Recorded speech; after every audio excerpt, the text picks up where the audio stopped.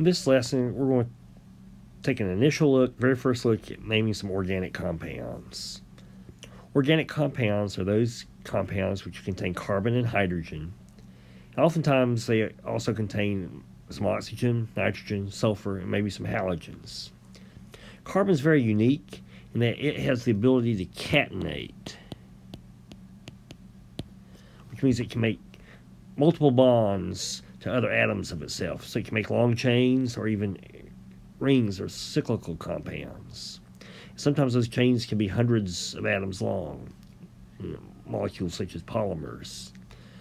And so we want to denote the number of atoms in the chain, the number of carbon atoms in the chain, and we're going to use that by using these prefixes. And so these are prefixes you're going to have to learn. They're a little bit different than the prefixes we use when we name covalent compounds, when we talk about the number of each type of atom. Here we're talking about the number of atoms in the longest chain or in the cycle of the compound. And so these come from the IUPAC, the International Union of Pure and Applied Chemistry. That's the governing body that sets the rules for naming compounds.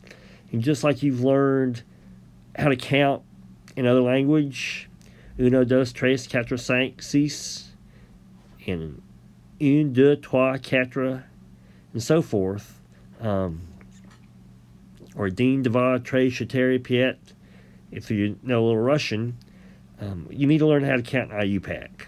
And so this is the way you count in IUPAC for organic compounds.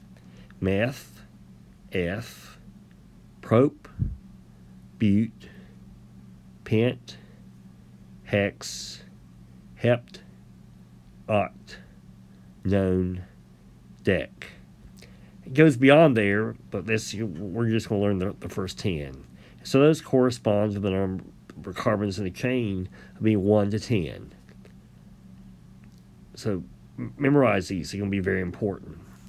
And then the way that you name an organic compound is you tell them the longest number of carbons in the longest chain, which we just learned. Then you use a suffix that gives the identity of the type of organic molecule that it is. And the very simplest suffix is the ane suffix that refers to the alkanes. And these are compounds that contain only carbon and hydrogen and only have single bonds.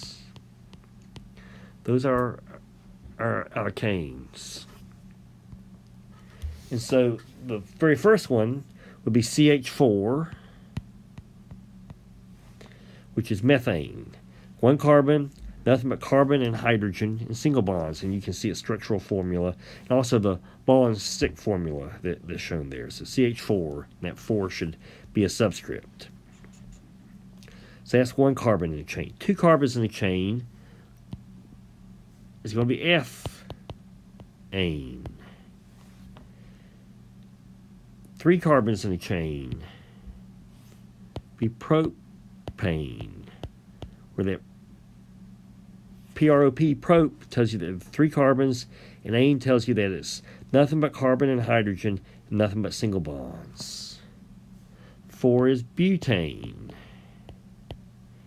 5 is pentane. 6 will be hexane. 7 will be heptane. Not septane, but heptane. 8 will become octane. 9 become nonane. And 10 will be decane.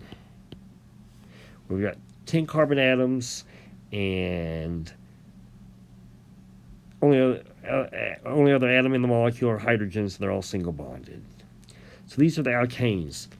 Methane, it turns out, is what natural gas is composed of. Butane is found in your little lighters.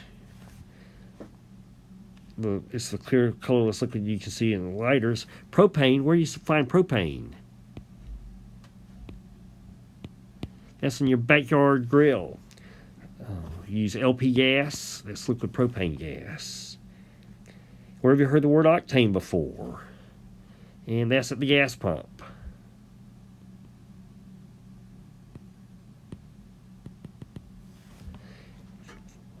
It's actually a mixture of different types of octanes, but that's a little bit more than what we want to go to in this class. But it's just the molecule octane is 8 carbons in a continuous chain with enough hydrogens on each carbon to make 4 bonds. So that's a little bit about the alkanes. There are things that are called functional groups that are in organic molecules. And they're a group of atoms in the molecule that give rise to a particular type of chemistry that's common to those types of molecules that have that functional group. So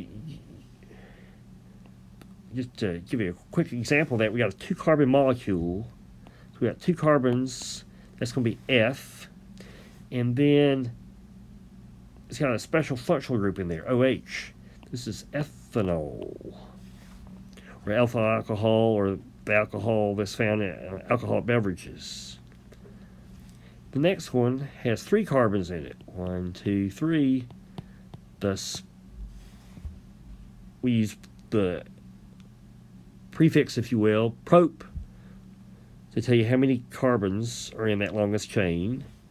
And then we're going to drop the E from propane and add OL to make that propanol. And so this OH group, it's not the hydroxide ion, it's the hydroxyl functional group. And so these are alcohols. And you may have heard of isopropanol, which is another 3-carbon compound, but it's got a little bit different bonding arrangement in that the OH group is on the middle carbon instead of on one of the end carbons. So organic nomenclature, there are literally millions of organic compounds, and so each one has to have its own unique name, and there's a very systematic way to go about naming these, and the very first step toward learning all those many things is to learn how to name alkanes. When you take organic chemistry, you'll learn lots more functional groups.